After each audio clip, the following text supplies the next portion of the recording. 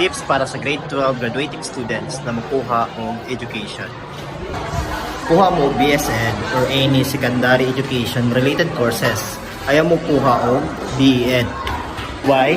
Walay item ang DepEd after mo graduate.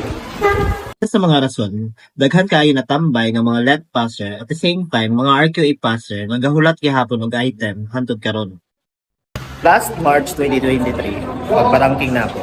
Almost 665 elementary teachers ang nakapasar sa RQA. Imagine 665 applicants sa elementary teachers ang nakapasa. Pero 30 lang ang item sa DepEd. Kung secondary magud ang inyong hangkwaon, na may duha ka option. It's either magpa-ranking mo sa junior high school and senior high school na items. In choosing your course, dapat wise mo.